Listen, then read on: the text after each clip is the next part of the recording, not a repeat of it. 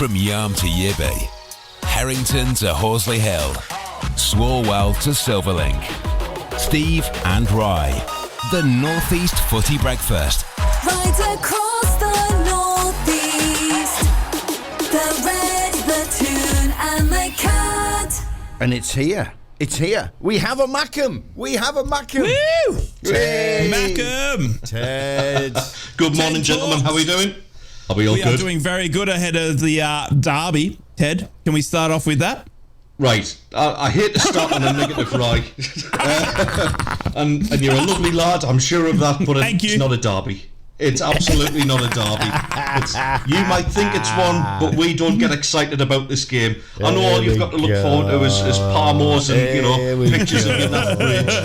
But They're preparing themselves for defeat already. we're not really used to derby defeats, are we, Steve? But Steve's. I tell you what, it's going to be so Borough Sunderland dominated. Steve's not even on. He's at the We've switch been off. Borough Newcastle dominated. Now we've lost the Toon and gained the Mackem. So yet again, the Mackems turn up and the Geordies get beaten goal away. Unbelievable. Exactly. It's been a few years since we've had that. It's frightened him so much having a Microphone Mackem. issues. I'm doing air quotes. He's got microphone issues. Having a Mackem on has frightened him so much it sent his computer into a downward spiral. He's had to reboot it.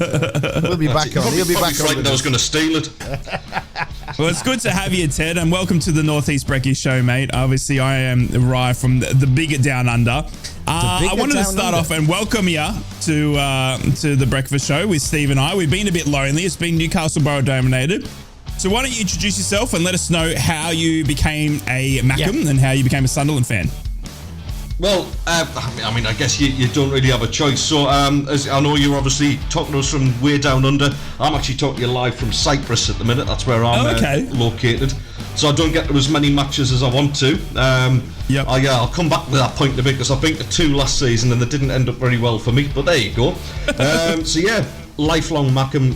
You don't have a choice in my family. That's it. You know, you're born into being a Sunderland fan. I grew up in went to school in the 80s and early 90s when everybody was Liverpool and Man United fans. So it was never fashionable to be a Sunderland fan, but you know, you stick with that curse that you're given with by your father, aren't you? First game. My first game was actually mascot against Shrewsbury Town. I still have the 50p because I'm that tight that the referee gave me. 50p? He was tossing the coin with a 50p. Jesus, I used to use a 2-pence coin. 1986 that was as well. I tell you what, he must have had some money. Jeez. He certainly wasn't taking any bribes from Sunderland, but there you go. He gave us nout that game. It was a 1-1 draw against Shrewsbury Town. Nigel Pearson, once of your parish, was big Nigel. Was actually the captain for Shrewsbury that day. Man mountain, absolute man mountain. So I got hooked in, and I mean I started supporting Sunderland really at kind of one of the lowest ebbs ever. McMenemy was in charge. You know, we're sort of getting really poor attendances. Rye is a Borough fan, you'll know all about that. He's a good lad, McMenemy. Oh, hang on. Yeah. Well, we all know the joke, don't we? Him and the Titanic both should have stayed at Southampton. Yeah. I know. That was it. I was hooked for life. I still get the games when I can. When I come back to the UK to visit family and friends. I went to the Cardiff game last season, which we lost 1-0, and it was absolutely dire. Then I took my good lady, who's actually a Blackpool fan. I took her to her first trip to the stadium I liked because I'm romantic like that. I took her for a pint, some cheesy chips and garlic sauce, and then we lost 5-1 to Stoke. So that was fantastic. I'm never going again. Oh my goodness! That's awesome. And you're based in Cyprus. Have you been there long? Yeah, we're coming up to 4 years now, right? One of those decisions you take, and it's worked out pretty well. You know, it's I'm sitting here now in 20-odd degrees of sunshine, looking outside across the mountains. And can I just point out, at 6 o'clock this morning, it was 18 degrees here on Teesside. 18 degrees. Did you leave the oven on? Yes, nice one, good lad. Don't know what's happening with global warming, but it's certainly hit. I mean, I'm sweating me cobs off now, and we're only at 7:05 in the morning. That's why it's 5:09 over here. We've got 26 degrees. I think we're going up to about the low 30s today. A little trip to Iron Uppers in the reckoning for today. So yeah, once we've obviously taken care of the small matter of this show, of course. Yeah, of course. Now the threat of having a Mackem on sent Steve's computer into a downward spiral. Is he back with us, Steve? Are you there, mate? Well, I'm here, but I'm not sure. What? It sounds terrible. The audio sounds terrible, mate. Well, this is your fault, Dave, for criticising the mic in the first place and asking us to try different microphones. So I blame the producer. It sounds like you're talking through a wet sock. It sounds like he's doing the meat draw. Absolutely nothing I've done has changed this. Obviously, the settings have changed within the computer, so there's very little I can do this end, I'm afraid. We'll have to. I reckon Ted's come in and put a gremlin in your system, mate. So there's no more Geordies on the show. That's what it is. He's planted the bug already, mate. The virus is in there. Let's change the quality of the voice of the mag. That's what it is. No doubt. Didn't want to hear any Champions League talk today. T-shirt off Lee Clark. You mentioned it. We didn't bring that up. We've got a lot to look forward to, lads. Yeah, we have. By the way, just so you get used to the show, Ted, and I know you're not joining us on a permanent basis just yet. Today's a bit of a one-off ahead of then you coming on at the end of the month. Like a YTS apprenticeship. Apprenticeship. That's it. It's a training scheme this morning, fellas. You've got to get him to make the coffee, sharpen the pencils, whatever else you used to do with the YTS scheme, lads. So, I'm going to get him to admit it's a derby by the end of the show. Yeah. 2 hours to break him down. Don't worry. Tony Mowbray says it's a derby. If Mogger says it's a derby, Ted's got to fall in the line, I'm telling you. You know what I mean? Yeah. Because he's a smoggy at heart. He certainly is. He certainly is. So what the lads do, Ted, is they take it in turns to produce the show. Now, as happens every single morning, I go to bed the night before, wake up the next morning and think, whose turn is it? So, fellas, whose turn is it? Who's done it? It is mine. It is mine. I'm bringing home the Friday. Friday. It is the Aussie show. So, yeah, we're... the first thing is obviously welcoming Ted, the Mackem, to the show. And obviously great to have a Mackem on the show. We are the Northeast Brekkie Show, covering all three of the big Northeast teams, with Borough being the biggest, Ted, obviously. We wanted to obviously hear your background and introduce yourself, and we're glad to have you on the show. And it's good to have some representation for Sunderland because, you guys are, becoming a bigger team, as especially under Mogger, being the Smoggy at heart, and like you said. And it's obviously great to have you just before we take you guys on this weekend. Are you anxious about the game? Are you before we take 3 points from you at the weekend? Is exactly. The line. Well, that's what I've got to ease him in.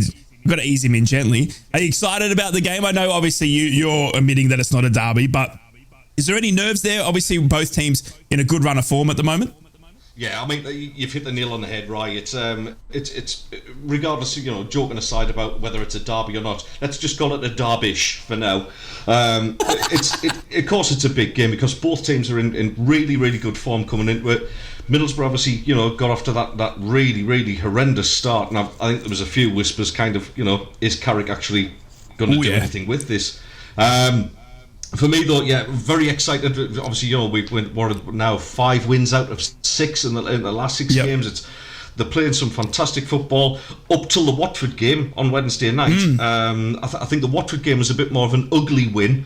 But again, that's a sign of a team that's really sort of putting the results together. Is when you can win like that and still put in a convincing display and a convincing win against Watford are no pushover. You've got to bear in mind there's still a few Premier League players in amongst that lot. So yeah, of course I'm excited about. I get excited about every Sunderland game. That's why we follow the Northeast teams that we do. Even if Borough are slightly not in the Northeast, but there you go. Anyway, it's a big one. I mean, obviously, a former Sunderland former Sunderland academy product playing up front for you guys on loan from Leeds. There's always been that little bit of history of players going between. It's always an interesting game. I don't think we've ever had a dull one, let's put it that way. And interestingly, out of the 150 times we've met, we're still in the lead in terms of wins. I mean, that's not really interesting. I mean, that's just we've given you Mogger, and now we're just. Oh, Ted, you and I are going to get on so well. I love it. It's honestly, I'm actually very excited. Obviously, I love Mogga. He's a smoggy at heart, like you said, but it's great to see him doing so well with such a young squad. And what's surprised me so much is a couple of weeks ago, Ted, we were talking about just prior to the close of the transfer window of Sunderland lacking a striker. I mean, we saw Ross Stewart going out. You had the likes of potentially losing Patrick Roberts. You had the likes of Jack Clark obviously getting turned down for a move and stuff like that. And we did see Ross Stewart leave and Danny Bath as well. And we were like, where's the goals going to come from? But it hasn't been an issue.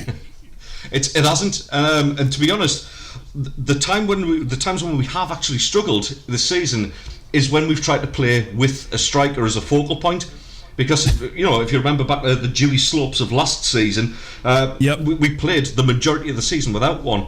Now, I know it sounds daft, but I think we've forgotten to play, have forgotten how to play with the striker. So those goals are coming from all over, which, I mean, that must be a nightmare for defenders and trying to plan that, because you look at Huggins the other night, who went on an absolute mazy solo run and then belted it off the crossbar and in. It's coming from the right back. There's absolutely no planning for the way we play at the minute, which is fantastic for us. But yeah, you still want to see a big number 9 knocking the goals in, don't you? That's the dream. But I think once we click with that's going to be some force to stop that. Yeah, no, it's interesting to see. Obviously, you got Burstow now, who seems to be settling into that role, and it's allowed obviously Job to sit back into that natural midfield position. But you've also got Roosen, who seems to be adjusting to life on the Weir side slowly. I mean, he did do his first interview saying that coming from Ukraine across to Northeast is never easy. We've got a few players like ourselves. Are you got big hopes for Roosen though to settle in and become that number 9 that you've always dreamt of? I was talking about this to a pal of mine the other day. I just have this feeling about him that he's going to be something special, because the way they've actually relentlessly kind of went for this guy, they've put in multiple bids to get him. It was a big chew on to get him as well, with things like the work permit situation and all that kind of thing. They've really, really chased this lad down. And they have. We haven't seen a massive amount of him just yet. We've seen him, a little sort of cameo appearances, and then a bit of time for the under-21s as well. But he's fast, he's direct. I wouldn't say he's a typical number 9. I would say he's a little bit lightweight for that, really. But very direct runner, and he just seems, you get these Eastern European lads, and I think they kind of adapt to the English game a lot quicker. They're a bit more physical, they're a bit more robust. He looks an exciting prospect. You've got a few of them. I mean, I guess even Hemier is all right. He's faltered a little bit and he hasn't got his goal yet, but he's a busy lad. He puts himself about a bit. So at this moment in time, if we're kind of picking up goalless draws or getting beat 3-0, then obviously you'd be absolutely livid that we haven't got a striker firing all goals. But right now, I don't think we actually need it. It's actually a good foil for the rest of them. Our left wing is actually the top scorer in the championship. It's wild, isn't it? It's incredible.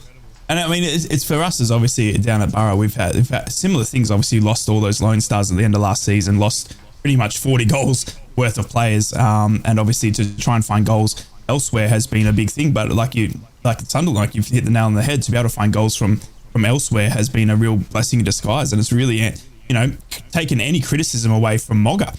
We saw towards the end of last season, especially after getting you to the playoffs, Mogga was still potentially up for his job and was likely for the sack. And now it looks like he's the man for the job for the now and for the near future. Have you taken to Mogga, even though he's a smoggy at heart? Well, to be honest, I mean, I'm going to hold my hand up here and be one of those strangely rare, honest fans. What, and say you like a smoggy? Good lad. I used to play Sunday League down in Stockton, so I can't really slate them too much. But there you go. I'm just hoping Dave never refereed me. Who knows? Probably did. Who knows the secret I'll be of honest, that? I was horrible. Yeah, I could be as well, mate. I could be as well. Don't worry. Well, yeah, obviously, the massive disappointment. I will go over old ground for Sunderland fans here, but it was a massive disappointment and shock what happened with Alex Neil.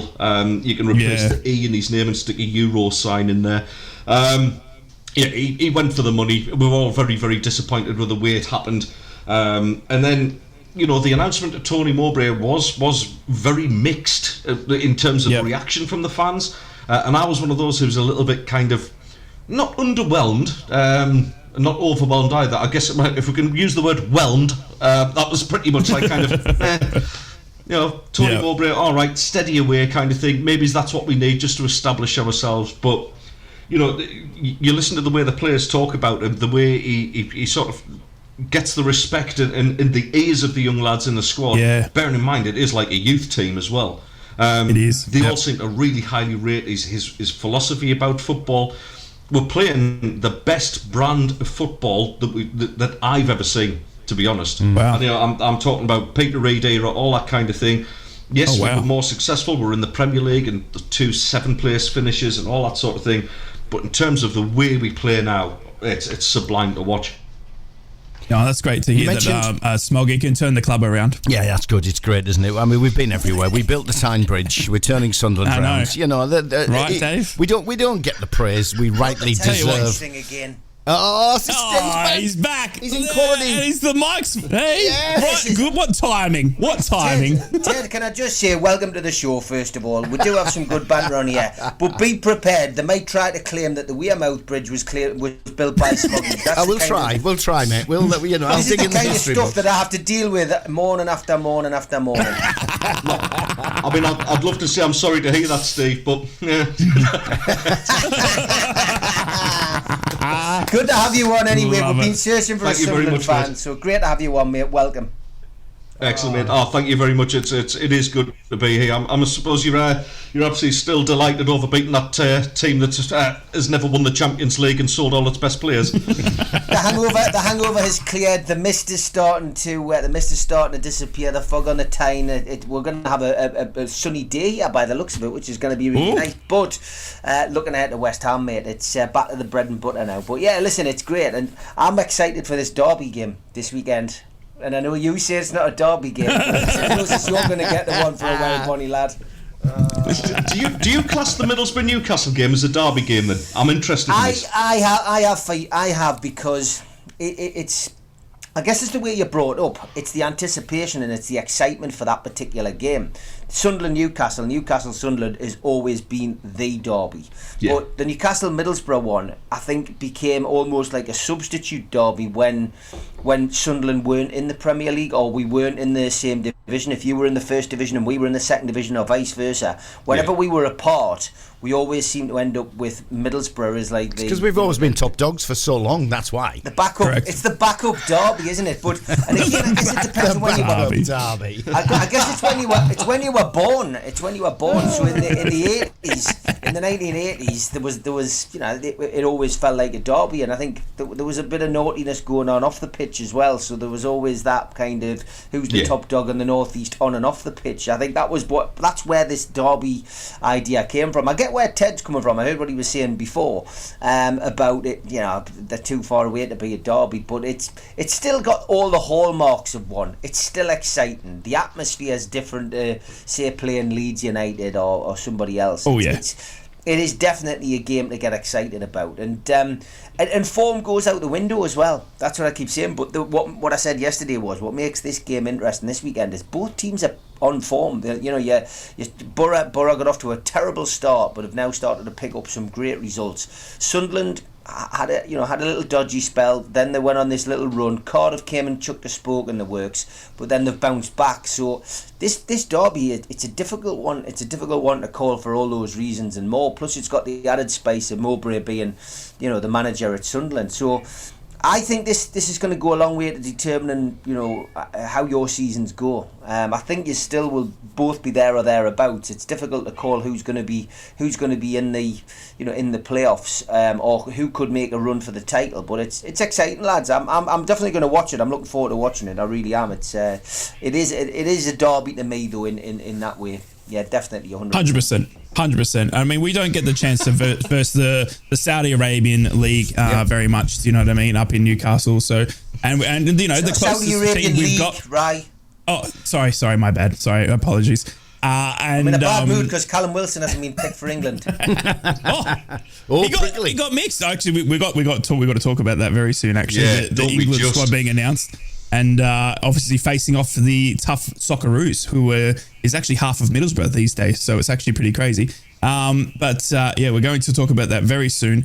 But for me, look, I'm very excited. Obviously, there's just so much connection there against Sunderland. I know, obviously, in terms of distance and kilometres and mileage, it isn't the closest, but it's still the closest we're going to get in terms of a football club that we can rival with. And for me, it's definitely a derby. It's got the hallmark of everything. I mean, and it's coming after last season as well. We were on a fantastic run, and then we went up to Sunderland and got beat 2-0. And Ross Stewart, causing the penalty as well. Sorry, or the free kick just outside the box. So, it's always got some sort of controversial moment to it. And obviously with Mogga, the connection there, we've got Greenwood now, obviously. There is, for me, it's a northeast football. And obviously there's not many teams when it comes to northeast footy. And for me, there's 3 teams in northeast footy that we've obviously got your Hartlepool, and obviously all the teams that you don't see very much of.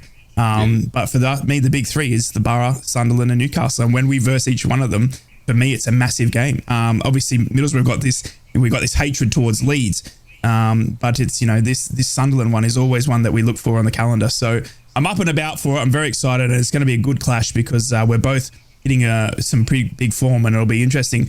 I've been saying that Michael Carrick and the Borough have started to click, but this will be the test if that's actually true. Because if we can't, we can do it against your lowly teams, but we can't do it against Sunderland and the likes of those in the top 6, then we still haven't clicked. We've still got a long way to go. Right, good news and bad news. The good news is it's a 12:30 kickoff over here, so for once you don't have to get up, you don't have to wake yourself up, set an alarm to watch the game. That's the good news. The bad news is the Weymouth Bridge wasn't designed by Smoggies. It was built by Sir William Arlen Co. of Glasgow. They actually built the transporter bridge across the Tees. Where'd they get the steel from? So I'm going to have to do some. The National Glass Centre, was that Teesside built? I don't know. I'm going to have to do some digging. I've got to get something. We're going to have to do a steel test. We'll have to do a steel test. Most steel comes from us. I do actually have a personal link to the Weymouth Bridge, and that was that my granddad actually used to paint it, and he used to get a penny an hour extra more for danger money. Wow! Just basically sat on a rope seat, penny more, painting the Weymouth Bridge. Yeah, I mean, great health and safety. They'd have a kickers about it now. Those were the days.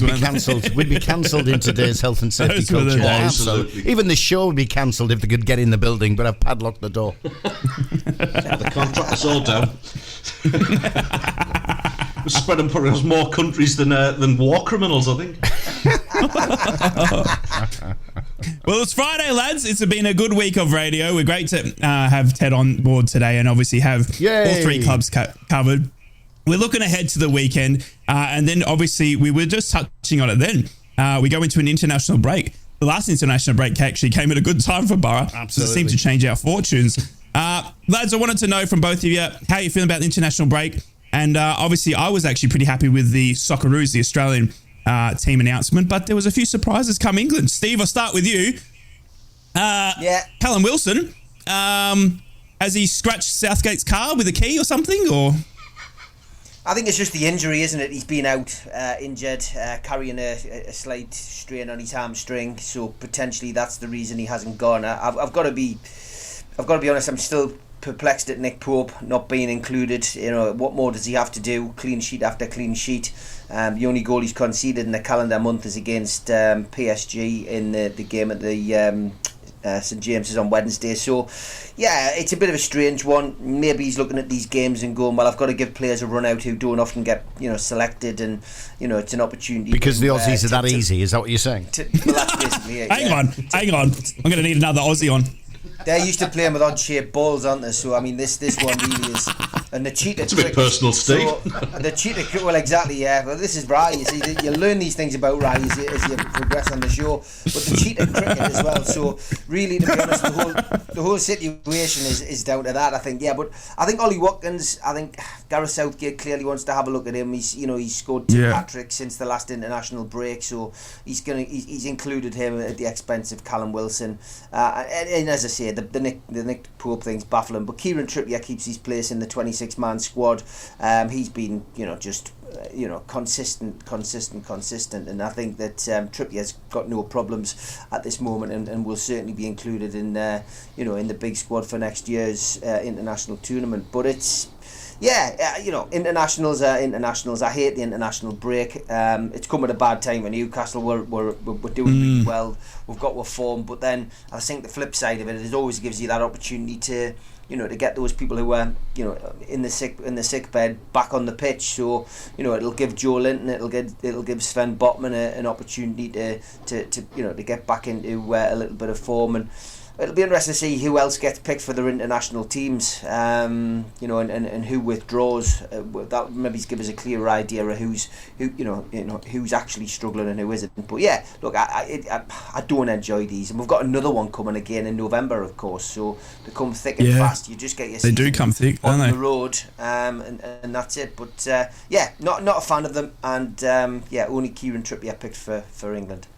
Yeah, what surprises me, obviously, is how Newcastle's going form-wise, and obviously the superstars they've got in their team. But to not have a Nick Pope in there with Sam Johnstone being picked probably ahead, you would say Jordan Pickford and Aaron Ramsdale. Okay, that's probably just. But Sam Johnstone ahead of Nick Pope, I don't know.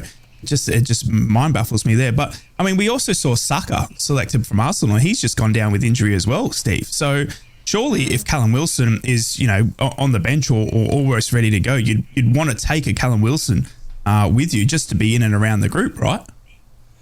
Yeah, I mean, he's been a part of it, hasn't he? He's enjoyed it, and I know, you listen to his podcast, he clearly enjoys, his involvement with England, so he'll be disappointed, but I think maybe it's just down to it is down to the injury, and when you look at the forwards that they've taken on this particular one, Jared Bowen's got a call up, which I think is well deserved. Obviously, we'll be playing against him tomorrow. Yep. Phil Foden, Jack Grealish, Harry Kane.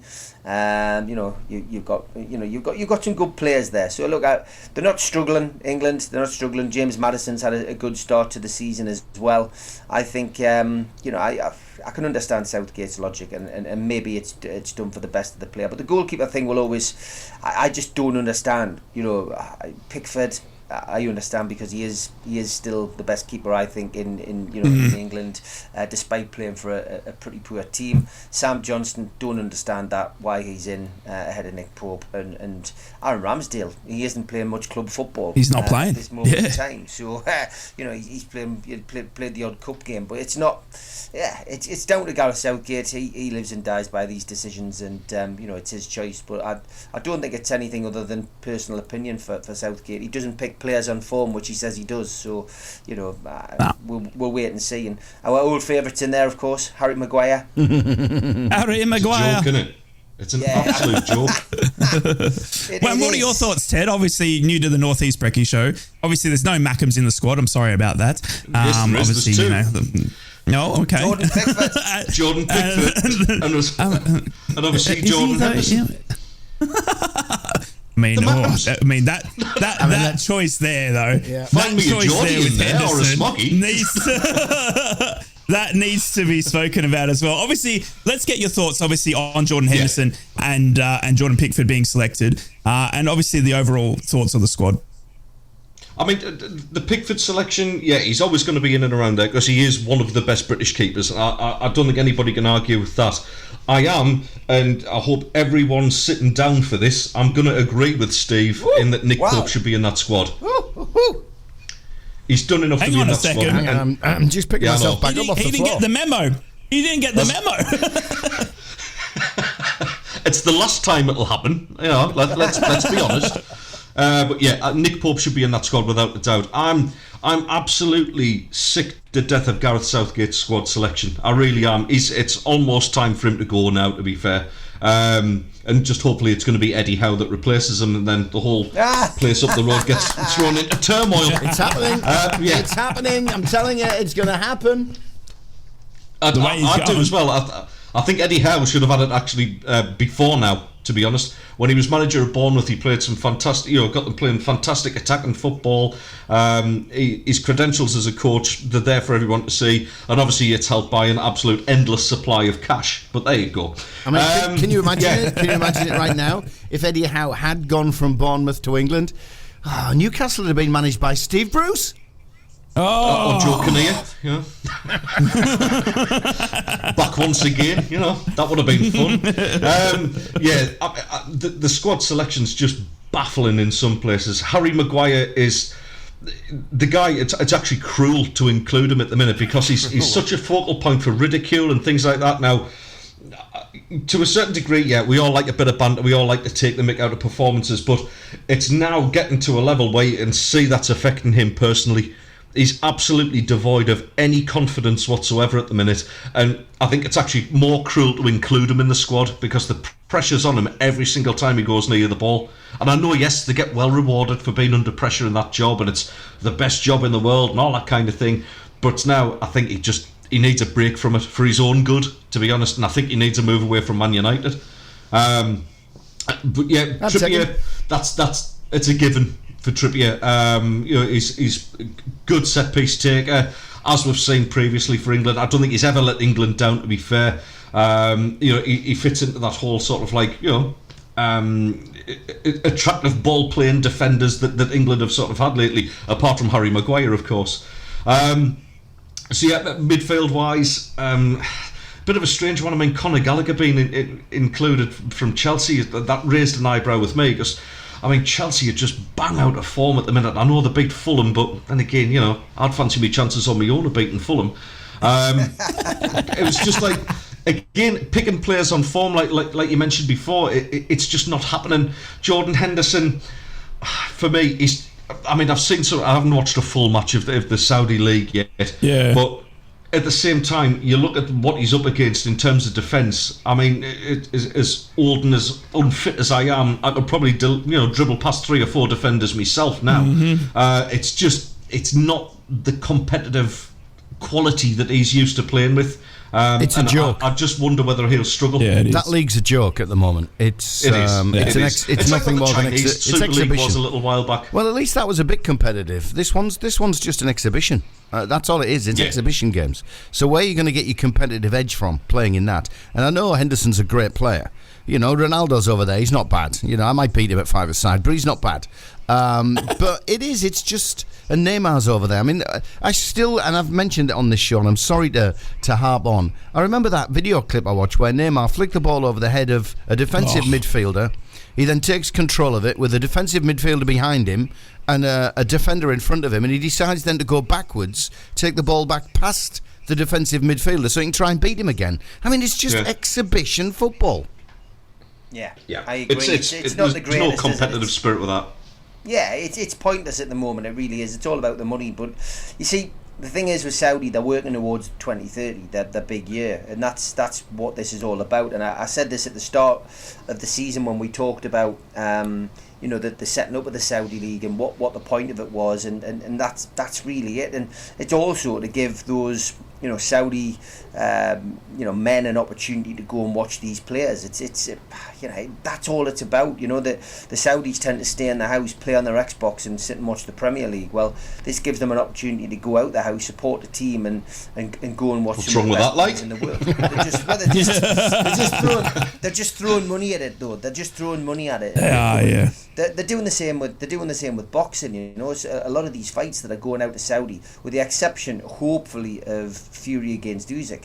They're all pretty substandard fights. They're not competitive fights. They're more like exhibitions. It's not enjoyable. It's not something that it's not something that you should really be spending all that money on. But these people have got unlimited wealth, and that's what it's all about. It's about bringing people to the country, about changing people's perceptions of Saudi, and about essentially getting that move towards 2030 and that big celebration year. So it's as simple as that, really. I don't see any other reason for doing it. And I think it is that. I don't think it is this sports washing anymore. I don't think it's got anything to do with that. I think it is planning ahead. It's all part of the plan, for the World Cup bid. It's all part of the plan for trying to put Saudi on the sporting map.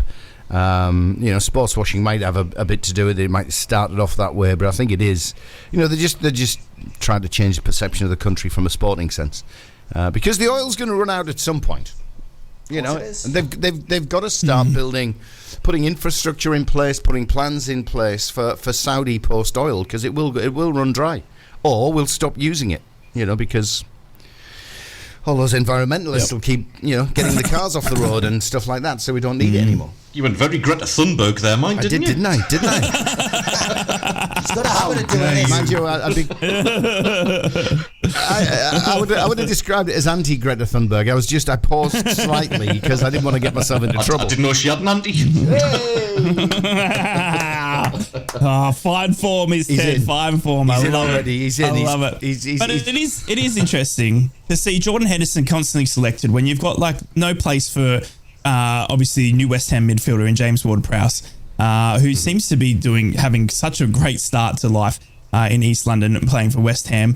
We also saw no Chilwell, no Eze from of Crystal Palace, and obviously Callum Wilson, who's had an injury cloud. But we also have Mason Mount, who's actually playing, and he's returned to action in the midfield for Manchester United. Obviously a youngster and probably got a fine future for England. And he's being held out by Jordan Henderson, who I would argue has only got a year or two left, right? So it just mind baffles me, some of these selections that England do. But I must say, I am Aussie through and through, and it's awesome to see England v Australia. It's been a long time between drinks, lads. And obviously we get to take you on at your game. We obviously beat you at our game, which is cricket. Only because of the weather. I'm expecting Australia to be 1-0 up 25 minutes in, and then it rains, and then the game gets called off, and then the result just goes to Australia. That's how I'm seeing this match go, by the way. But it's good to see Australia obviously taking on England again, and it's been a long time. Have you lads ever been to an England game to see England play Australia? Nope. I haven't. No. It just seemed like a bit of a waste of time because we're just expected to win it anyway. I love it. It's like sitting on it's like having a PlayStation, using one of the consoles and leaving the other one unmanned. That's what it's like. It's more of a challenge watching Neighbours. It is, yeah. Home and away, please. Al Stewart's my hero. I was always a Holly Valance fan myself. Well, there you go. Whatever you're into. We all were. Well, yeah, it's not really one on the sporting calendar. England versus Australia. It's not, unfortunately, is it? Cricket. Yeah, people get go bonkers about that, but not football. And that's that's just the way it is. It's in the same kind of category as England versus USA. It's not really one that you gets the taste buds flowing. It's the kind of one that gets pushed out to a stadium like St James's or the Stadium of Light or Old Trafford. I've got to disagree, Steve. I'll watch it with interest. I won't go down there, but I'll watch it with interest. I think there is that bit of needle because of the Ashes. When it comes to sporting challenge between the two, I'd watch it. Wow. Absolutely. Yeah, plus, Rice going through that same thing again of we talk about Sunderland and Borough not being a derby. In my opinion, the Australians get far more up for this game than what the English do. Oh yeah, we do. Mate. It's all over the papers here, tell ya. Obviously, the Socceroos squad got announced as well. And anytime Australia plays England in anything, it gets the news coverage down here in Australia because it's just some sort of rivalry there. Obviously, those 10 quid flights, man. We set you up with the population. Absolutely. England's got such a hold here on Australia. Obviously, there's a lot of crossover. There's a lot of Aussies over in England, a lot of English enjoying the weather down here in Australia. It just seems to be something that we're always connected to, no matter what sport it is. Now, obviously, this isn't really our main game, and I'd argue that we're still a long, long way to go here as a nation to get into the footballing world. But it's still exciting to see, and I think it obviously, it's a game that's going to be on prime time here in Australia. So it's we're going to be, having it on free-to-air TV, and people are going to actually be able to watch it and stuff like that. And it's good to see, what some of our finest Aussies can do against the likes of Jude Bellingham and stuff like that. So I am very, very excited for it as an Aussie, and you're absolutely right. English probably are looking at it going, that's a bit easy win. We don't need to worry about it. But I tell you what, us Aussies are taking it seriously, and you bet your bottom dollar that the likes of Riley McGree and all that will be up for it. So I'm very excited for it, and I can't wait to see Socceroos, much like the Australian cricket team, get one over. You're confident. Yeah. It's misplaced, but it's confident. And before we wrap up the English, obviously the international guys, I just wanted to have a quick, and I don't want to harp on this too much, Ted, we've been talking about this subject all week, and you'll know it as soon as I mention it, the VAR. We've been bringing it up all week, so I want a quick I want a quick thought from you guys before we wrap up the internationals and we talk more about this weekend and what's been happening with our local clubs. But Gareth Southgate has had his time to chime in about the VAR. Now, obviously, the English boss has actually come out and said he doesn't like it, Dave. He doesn't like it, Gareth Southgate. He said apart from the fact that VAR was never going to resolve every issue, he also highlights the negative impact it has on the fans who go to the matches. Gareth Southgate continued by saying, when I'm at the games, I'm always conscious that the people who go don't know what is going on and there are people who have paid to go, said Southgate, and I find that very, very difficult. I'm sitting in the stadium next to people and I'm as lucky as I normally get a free ticket. Yeah, well done, Southgate. Thanks for pointing that out. And people pay a lot of money and haven't got a clue or are on the phone to someone at home asking what's going on. That's the frustration I'm talking about. You can feel it in the stadium. You can feel it in the view. Steve, Southgate's now saying it's got to go. We've seen this week everything with Jurgen Klopp and wanting it to be replayed. Has Southgate got a point? Is England going to start listening now? Their big boss has said he's criticised the impact of VAR. Nah, not really. I mean, nobody listens to Southgate, do they? I don't see him saying that having any difference on this. It's down to the PGMOL to get the house in order, and the higher footballing bodies need to look at this and pause VAR and retrain people. It's as simple as that. I've said it all week on this show. We need to pause it. We need to retrain people and then relaunch it. It's as simple as that. You can't go replaying games, so forget about that, Liverpool. It's not going to happen. Like we said, we could go back in time since from VAR starting, and we could talk about this mistake and that mistake, and loads of games should be replayed. So you can't go down that route, but it needs to be paused. But it's not going to be. If it was going to be paused, they would have done it on Monday after that game and said, right, we've got to put a halt to this. Can't have this go on. We're apologising now, but we need to get our house in order. It's not going to happen. It's not going to happen. You can't do that. So Southgate can say what he wants, but unfortunately, it's not going to make a heap of the difference. But he is right. He is right, and people are getting sick and tired of it. We experienced Champions League VAR on Wednesday night, which was even more crazy in a lot of ways. 3 minutes. Yeah, 3 minutes delay, and I mean nobody knew what was going on. The stadium announcer didn't have a clue. The VAR came up on the screen, about a minute into the decision making situation. Obviously, people at home have got a clear idea of what's going on TV because they are getting shown the replays.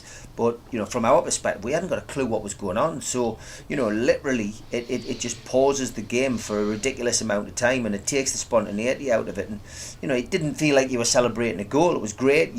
Dan Burns' goal was given, but it's killing it as a spectator sport as well. And when you've got something like goal line technology, which works, 99.9%, it's faultless. We've had one or two situations since its introduction to the game where there has been an issue, but where it wasn't switched on. I think was the issue that there'd been a fault in it.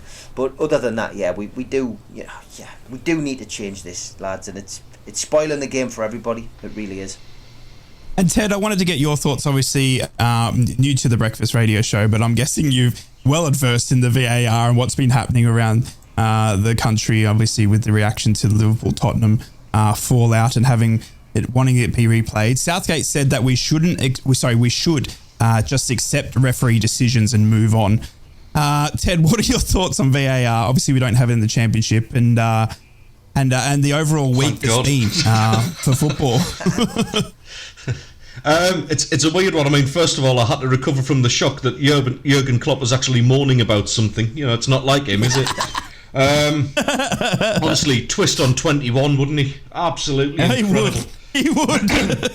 Yeah, it's it's a dark day when me and Steve have agreed twice, I guess. But twice on the show. I know. For me, what's happening? What's going on, lads? Both of you going to agree that it's a derby this weekend soon? That's not going to happen, is it? No, for me, completely get rid of it. It is ruining the game. I mean, I was sat actually in a restaurant in the north of Cyprus. We were watching tucking into a kebab and also watching the Newcastle game, and that decision, it just seemed to take absolutely forever. and we can all see it. If they do keep it, then introduce big screens where the fans can see it as well at the same time being reviewed. And that then holds their attention, and it also puts the pressure on to actually get the decision right. Because to be honest, and all joking aside, and I mean, I kind of stand Liverpool, I kind of stand their fans. I grew up with all the plastic ones in the 80s, but they were robbed. They were absolutely robbed.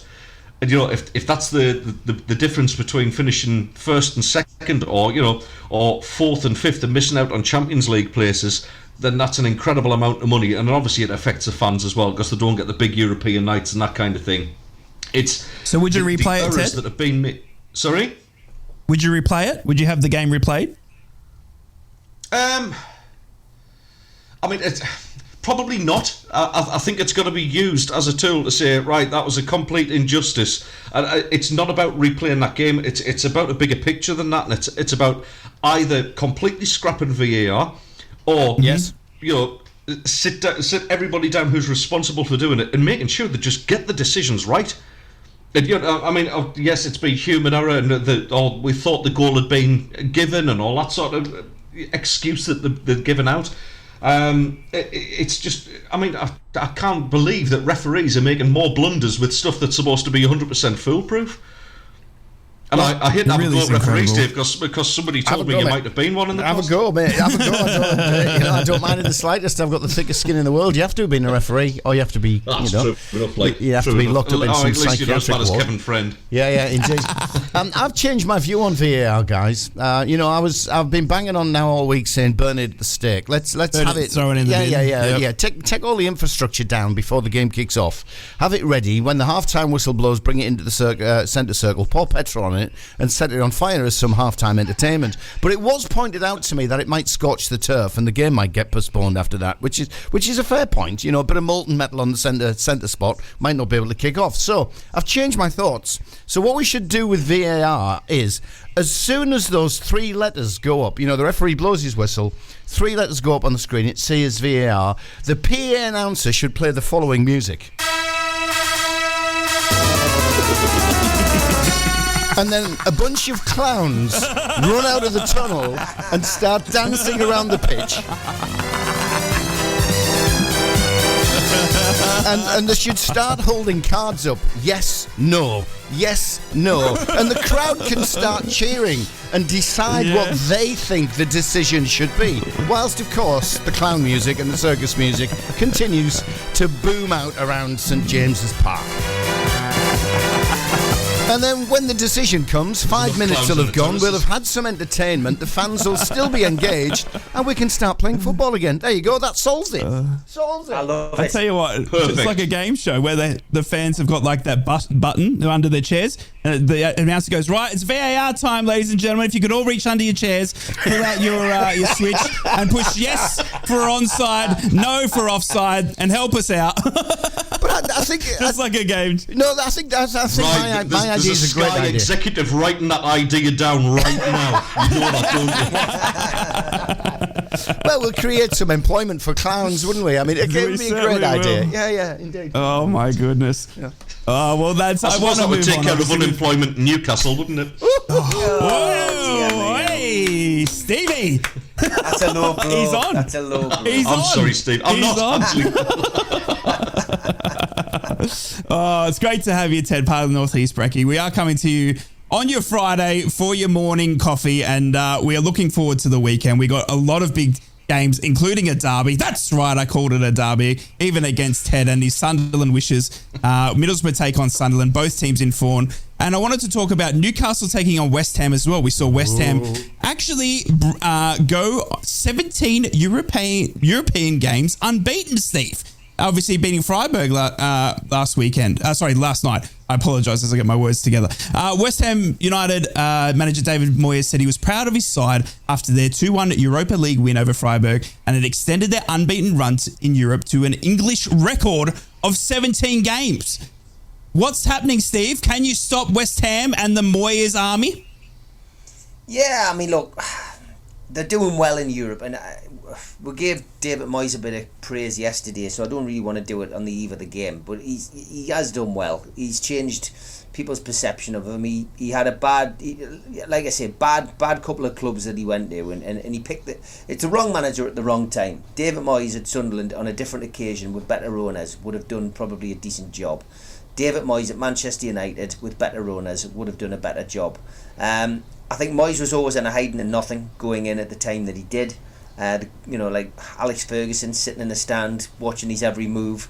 You needed somebody to go in who essentially was going to be that man, and it just didn't work out. And I just think he's got back to basics. He's doing what he did. He's doing what he did at Everton, and he's got the backing of owners who clearly care about the club. I mean, West Ham, have could have gone into panic mode this year, losing Declan Rice, £100 million move out of the club, but they spent wisely, and I think we've already picked up Bowen, but we've also got James Ward-Prowse, who has just fitted in to West Ham's style of play beautifully. Yeah, hasn't he? They really are a good team. It's as simple as that. They're a hard-working team. They create a lot of chances, and they've got people who can put the ball in the back of the net. I think where Newcastle will be able to expose them is the back four. I don't think they've got a particularly decent back four, and I think Newcastle will capitalise on that tomorrow. I keep pointing to Callum Wilson. He's got a wonderful goals record against West Ham. He loves playing against them, and has scored quite a few goals. I think it's 14 Premier League goals now against West Ham. So he'd be looking to add to that tomorrow. I'm pretty sure he will be fit after not playing in the PSG game. So yeah, look. West Ham are rightly getting the praise in Europe. I mean, it's not the top European competition, but it's a competition. They've won a trophy. It's something that we haven't done, since *69, and that in itself, deserves praise. So West Ham will be looking to better themselves. They've gate crashed the European slots. They'll be looking to keep themselves in and around there. And I think David Moyes is, he's the reason why West Ham are doing so well. Ted, I will get your thoughts. We don't want to get the predictions or anything out. We'll do that obviously after the news and into the next hour. We'll break down and look into the boys' predictions and the team announcements and injuries and concerns. But I did want to touch on, obviously, with the West Ham becoming the first English team to go on the 17 European games unbeaten. Do you think West Ham can get it over Newcastle, Ted? Because honestly, Newcastle seem to be flying at the moment, but West Ham equally so. This is a tough one for me, to be honest, because my second most hated club behind Newcastle is actually West Ham. So I hope they both get beat 10-0. But obviously that's not going to happen. I don't know what it is about West Ham. I think it's the fans. It's this whole, we won the World Cup in '66 and all this rubbish. I've never been a fan, but like Steve said, they've proven very successful in Europe. They're kind of almost becoming like the Seville of that competition now, really, aren't they? They're really starting to get it together. They seem to be very difficult to beat by the other European sides. Maybe because they're like part-time bus drivers or something like that they're playing against, but there you go. It's a tough one to call. I mean, you look at the form that Newcastle are in. I read a thing on Sky yesterday about Newcastle's return to form, because obviously the mainstream media now love Newcastle again, and it's the Geordie Nation and all that monotonous rubbish that we heard all through the mid and late 90s. Everyone's favourite second team. The band exactly are the bandwagon's back rolling. Ant and Deck will be back with their scarves. They'll get them out the loft again and all that rubbish. Bring them out. But you look at the last 6 games, and I'm scratching my head, going, I don't know what they're getting excited about. And I'm being genuinely serious about this as well. They beat Brentford at home, which you should do. It's Brentford. There's bigger football clubs out here in Cyprus than Brentford, for God's sake. So you get a 1-0 win against Brentford, fair enough. Then you go to AC Milan and get a 0-0 draw against the worst AC Milan squad in history. You've got Ruben Loftus-Cheek taking the place of the likes of Gattuso and all these fantastic players they've had in the past. Absolutely horrendous. Sheffield United, newly promoted club, they're going to go down with a record points low if Luton don't beat them to it. Great, you scored 8 goals, but let's face it, they played like a pub team. Man City picked up a 1-0 win against, what was it, like their third string of players or something like that. in the cup as well, which is probably pretty pointless. Burnley, another newly promoted side, so that doesn't count. And then the PSG game, I don't see what all the excitement's about. PSG have never won a Champions League, and they've basically sold all their best players, or farmed them out to the Saudi League or America. Sounds like a Mackem, doesn't he? He sounds like a Mackem. Ted comes in with a bang. Put Steve on his place on a Friday. I was full of praise. Mbappe is one of the world's best players. They haven't sold him. That's one. Well, we do have to get to the news, but obviously Ted is here to keep Steve shaking in his boots, and we will continue this conversation straight after the news headlines, and we'll come back with each team's headlines as well. Yeah, we haven't done that. Sunderland and Middlesbrough. We'll get your headlines for you straight after the hour and your news headlines. And Dave, we're going to see more of Ted v Steve, I think. Well, it's good. We've been battering Newcastle and Borough for the last couple of weeks. It's good to have Mackem representatives on. So yeah, we've got the full hand if you're playing poker. Looking forward to it. Looking very much forward to it. And I think, it's interesting to see a different sort of take as well. I was full of praise for Newcastle yesterday. I thought they actually blew PSG out of the water, and I was expecting a lot more from PSG. They did look obviously pretty under the weather, but I still thought Newcastle put on a pretty good show. So maybe I'm just not enough Mackem in me to talk like that. Fantastic, and we're going to be hitting the news on time, so we've still got plenty of stuff to do. We'll also hear from Mogga and Michael Carrick ahead of the derby, which the Mackems are refusing to call a derby. That's just because they're Mackems, and all that and good stuff. Another hour of the show to come. We'll do all that right across the northeast on the Northeast Footy Breakfast. From Wickham to Whitley Bay, Stonygate to Shields, Doggy to Darlow Backlane. Steve and Rye, the Northeast Footy Breakfast. Right across the northeast, the red, the tune and the cat. I know what I'm going to be accused of. I know exactly what I'm going to be accused of by Ted. Playing Chris Rea because he's a Borough boy ahead of the Northeast Derby, which he's refusing to accept as a derby. Go on, have a go. Go on, mate, go on. At least he had the sense he actually lived in Durham. He got out of Teesside. Bitch. Well, it's true though. Yeah, it's top buys. I demand Brian Ferry at the end of this show, or the Eurythmics with Dave Stewart. Well, Dave Brian Ferry's related to me, Ted. You got to be careful on the Brian Ferry argument from a Wearside perspective. He's my third cousin, twice removed or something like that. Yeah, but he is related. I love a bit of Roxy music, man. Absolutely cracking act. Classic. Just like me and Hugh Jackman, we're closely related in looks and the way we talk. When he was playing the werewolf. Both could have played Wolverine.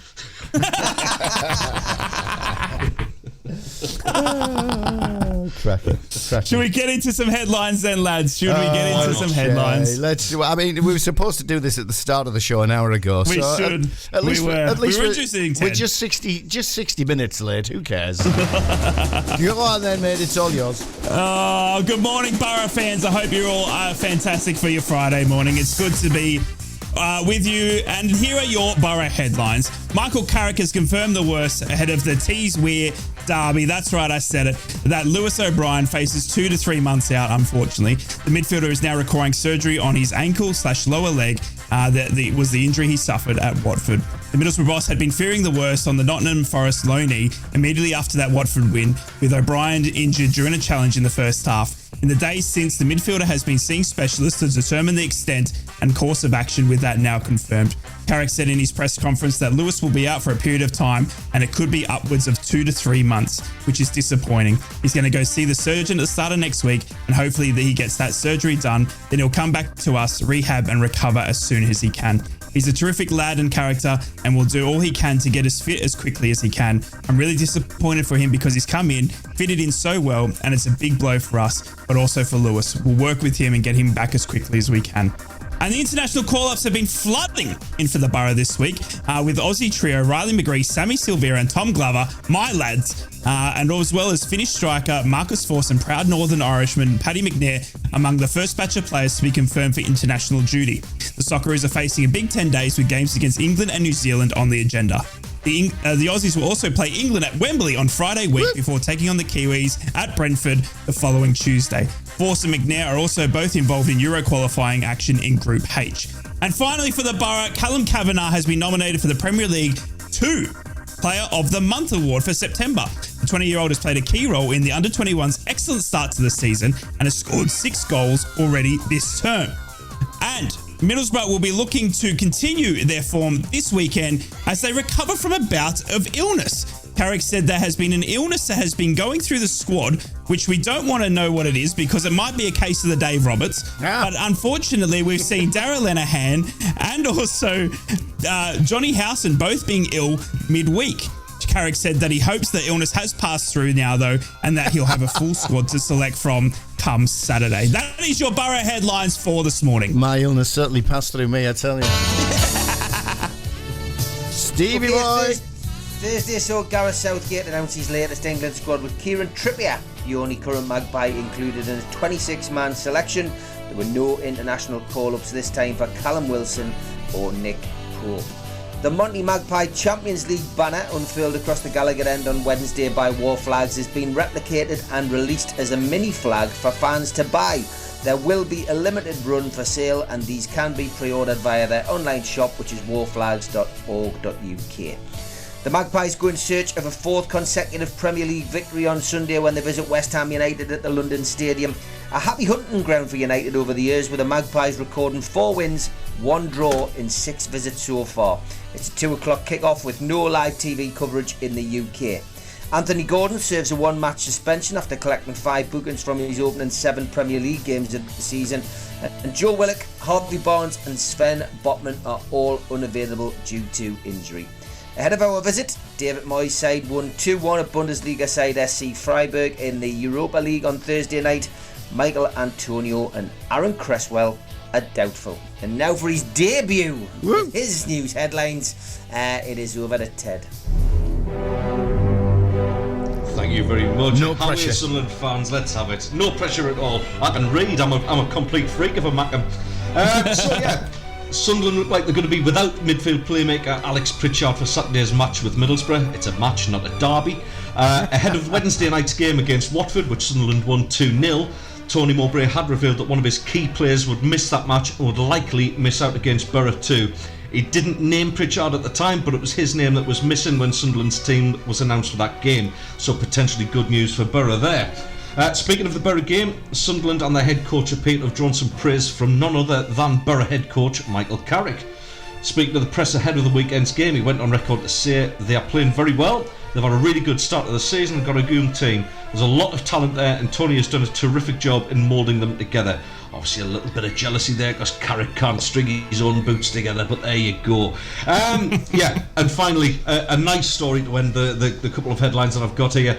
Thank you from the bottom of my heart was the message from Gemma Lowry, which is obviously Bradley Lowry's mum, after the Sunderland match against Watford on Wednesday. Fans showed their love for Bradley by singing his name in the 6th minute, clapping, proudly showing off a huge banner, which was to counteract some of the incredibly distasteful scenes by a Sheffield Wednesday fan last weekend. Since then, there's been an outpouring of love for Bradley's family and the Bradley Lowry Foundation, which currently is building a holiday home for sick children in Bradley's memory. So I think you can pretty much Google that anywhere and get through to the Bradley Lowry Foundation. So if you can do, give it a little bit of love and support for them and the great work that they're doing. But there you go. And that's it, lads. We're through the headlines, fellas, but I think the best piece of music we've played this morning is the VAR, the new theme tune to VAR.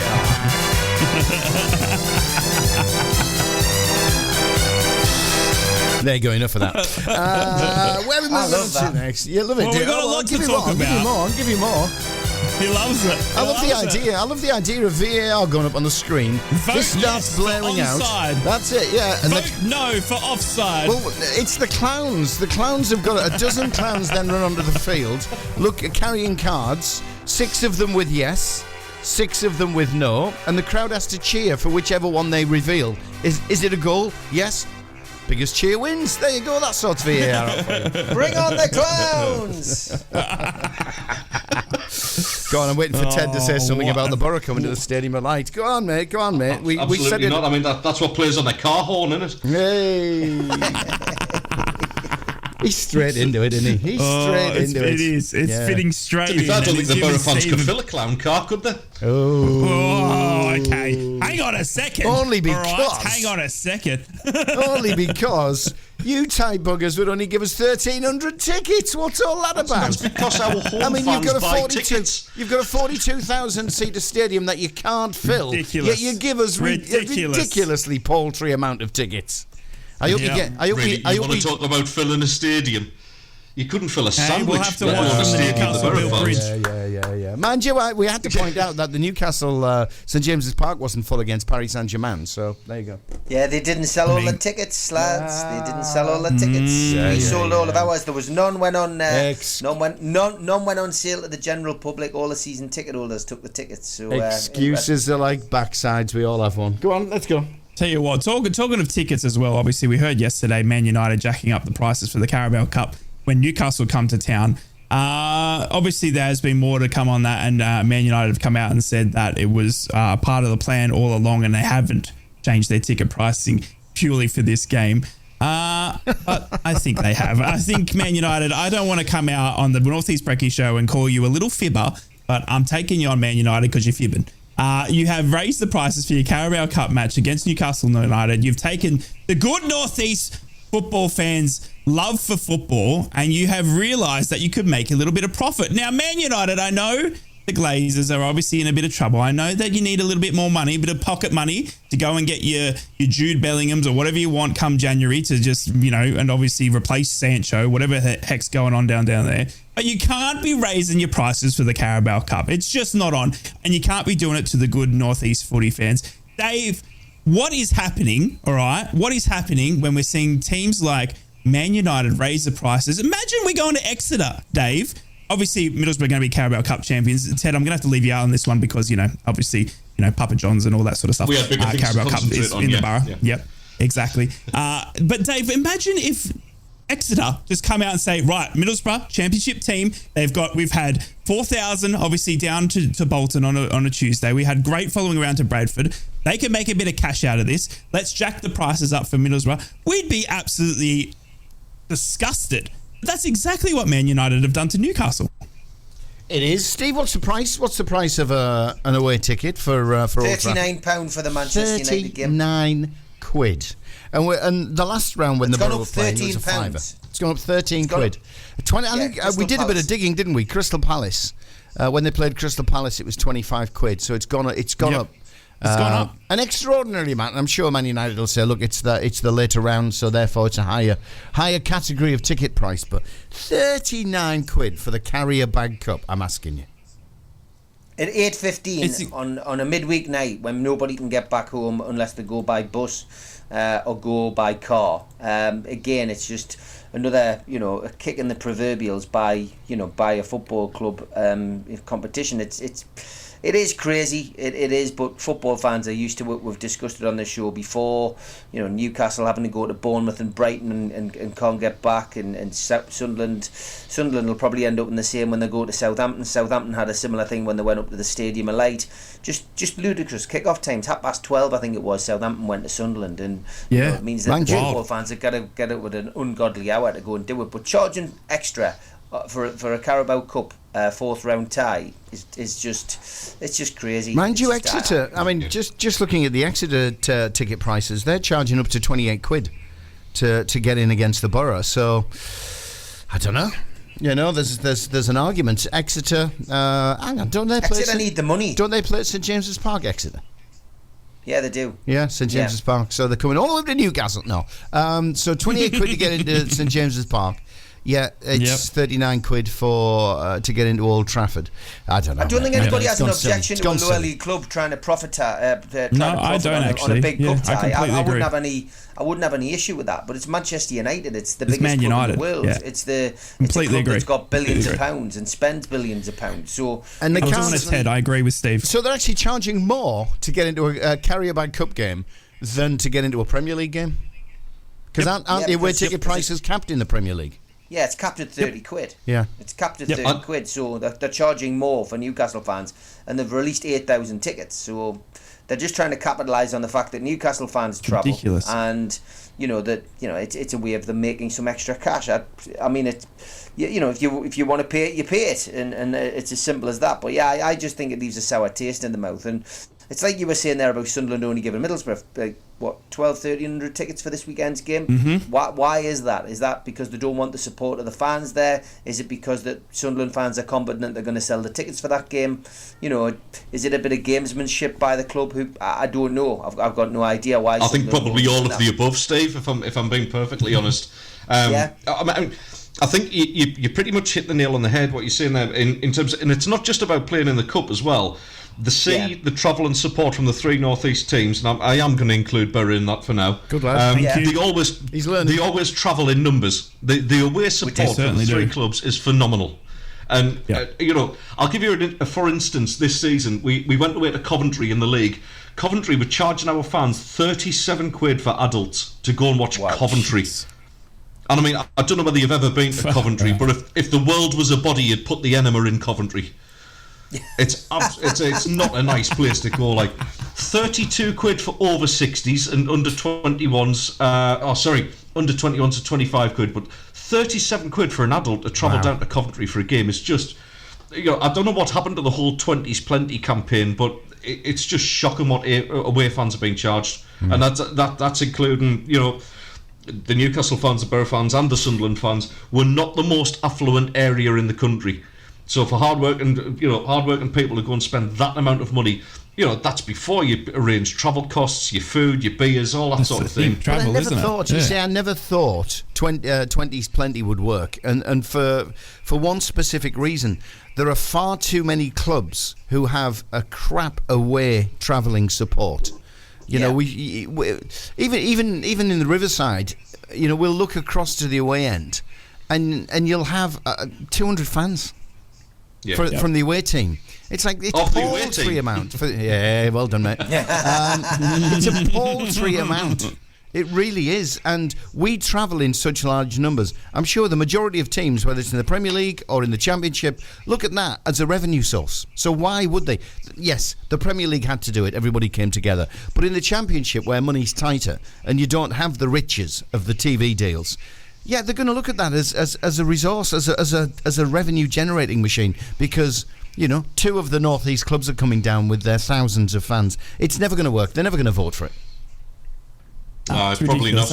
Obviously, to be fair, both sets of fans could probably fill some of the grounds down there. I mean, I remember playing against the likes of Barnsley, even in the Roy Keane era. There was 6,000 to 9,000 away fans travelling down for games like that. We'll pack stadiums out, and to be honest, it's one of the reasons they'd love us to stay in the Championship. There was one of our games in the Carrier Bag Cup. I don't think it was Bradford. Who did we play before that, Rye? I can't remember. It's gone already.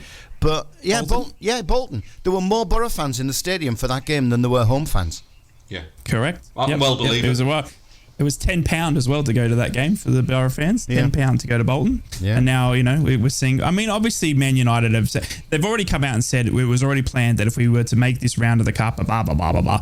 But I just think it's absolutely ridiculous to jack your prices up like that, especially, obviously, the Premier League is I've got set prices and stuff like that, but it's just a farce to extort, and that's what it is, extort. It's extorting the fans' passion, and especially the way Newcastle have travelling fans, but as do Sunderland, as do Middlesbrough.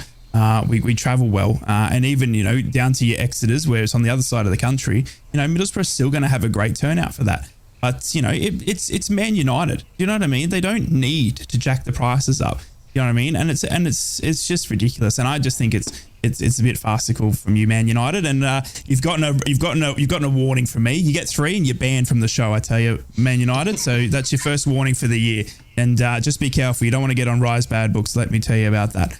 Right, I want to move on, lads, to talk about injuries. Obviously, we had a serious injury announced yesterday by Michael Carrick and his presser to Lewis O'Brien. Lewis O'Brien was a midfielder that came on loan from Nottingham Forest. He's been an absolute sensation. He came in as a backup to Johnny Howson, you would argue, and he actually ended up filling in at left back. Because we had some left back worries, but those were answered midweek, weren't they? Get in, Engel, get in. I think that unfortunately he's now going to be out for upwards of 2 to 3 months. He's also going to require ankle surgery and some calf surgery, he said. So 2 types of surgery, and he'll be seeing a specialist come Monday. I wanted to ask you, lads, about injuries to loan players and what you think should happen to a loan player when they get a significant injury. This one is going to keep Lewis out, as he said, upwards of 2 to 3 months with 2 types of surgery. Is that up to Nottingham Forest, or is that up to Middlesbrough because he's our loan player to then do the rehab, to then pay the wages, or should it be something where we send him back to Nottingham Forest and let them deal with it, or is it a player's choice? I wanted to know what your thoughts are. I'll start with you, Steve. If you had a loan player at Newcastle and he's out injured for a significant amount of time, what would you like to see happen? Well, it's your player, isn't it? I mean, you've signed a contract, you've signed a deal to take somebody on loan for 6 months. Then it's your responsibility if that player's been injured. So I guess unless the home club specifically wants to take the player back and and rehabilitate them themselves, I guess it's what kind of injury it is as well. I mean, if you loan a player for 6 months and in that first game he breaks his leg or does a cruciate ligament injury, then he's it's pointless him being at the club, isn't it? So I guess you would have to come to some kind of arrangement and send him back. But the player's going to be rehabilitating, and somebody's going to have to pay the wages. So I would imagine the contract would say that the club that's taking them on loan would need to pay those wages for 6 months. That's the way I would look at it anyway. But I guess each individual circumstance would be different. Depends on how long the player's out. But if you've done a deal, you've taken somebody to your club, then it's your responsibility. It's as simple as that, isn't it? I think I don't see how it can't be. But if they cancel the loan deal and they take the player back, then that's a different matter. But it depends who it is, which club it is. Every single situation is different, right? Yeah. No, I completely agree. And and I think that's a very good point that you made, is that it's obviously going to be outlined in the contract, and obviously both clubs would know what's going to happen with a serious injury. We did see Aaron Ramsey, Dave, didn't we, last season? Obviously returned back to Aston Villa at the time once he went out for injury, and we was caught having yogurt down at their diner. But Ted, I wanted to ask you, obviously being in the Championship as well, and obviously we're more prone to have some loan players, how you'd see it if a Sunderland player, a loan player, say Burstow, for instance, obviously on loan from Chelsea, if he went down with a significant injury, would you expect Sunderland to cop the rehab, or would you like to see him sort of return to Chelsea, or is it something that you would, you'd have to sort of, I guess, let the club? Yeah, it's an interesting one, Ryan, because I mean I'm kind of looking at this from a different angle at the moment, because in light of what's happened with Elliot Embleton, who was on loan at Derby. Elliot's obviously come back from a very, very serious break. It took him around about 8 months to come back from that when he broke his, I think it was his ankle he broke against Hull City. A lot of rehabilitation to get from that. For a young lad who's always in and around that starting 11. He's a busy, industrious midfielder. And the decision was made on deadline day to send him out to Derby County in League One, just to basically get him some minutes again. He was never going to sort of feature heavily for us right away. And then obviously, very, very unfortunately, he's taken a corner down at Derby County in a training session, and he's popped his thigh muscle, and it's going to take another good few months to get back from this injury as well. Now, for me, I think Elliot's better off back at Sunderland for that rehabilitation, because reading between the lines and reading what the Derby County manager was saying, the lad's been absolutely unconsolable. You get back from 8 months of injury to be told you've popped your thigh, it's going to be another 4 months. A year out of the game is a hell of a long time for a young lad to kind of to get his head around that. And we think these lads are machines. Yes, they get paid very good money for what they're doing, but there's a human element to this, and there's a mental health element to this where I think being on loan and sort of, away from your mates, your normal bunch of mates, being away from family, all that kind of thing at times, I think it's much more beneficial, certainly for the player, to return back to the home club and actually get the treatment and get the mental support that they need if it's going to be a really long injury like that, We've kind of seen that in the past ourselves. We had Dion Sanderson on loan from Wolves, who's now a Birmingham City player. But Dion was absolutely flying for us. And as much as we would love to have had him stay at the club and sort of get his treatment here on the off chance he could come back for the end of the season, it wasn't going to happen. And it's much more beneficial for the player, I think, to return to the home club for that kind of treatment. There you go. So that's interesting to see. And I think obviously we're in the case of Lewis O'Brien, but it's good to hear obviously from Ted and Steve, obviously Newcastle and Sunderland, in retrospect, obviously, hearing what they would do, because for me it was one that obviously we've signed Lewis O'Brien on a 12-month contract. He's going to be out for only 2 to 3 months of that. Of course, I would love to see him back in a Borough shirt. And I think honestly his days at Nottingham Forest are done. I think if it's a young player that they're probably excited by, they might have a bit more invested if it was a young Chelsea, Man City, someone like of that pedigree. But when it's Lewis O'Brien, who I think his days at Nottingham Forest are honestly done, I think that it's I think it's been good that Middlesbrough are obviously keeping him up in the northeast and are going to do this rehab. And wish you all the best, Lewis. I know you're an avid listener of the show and you're a big fan of me, and I'm a big fan of you.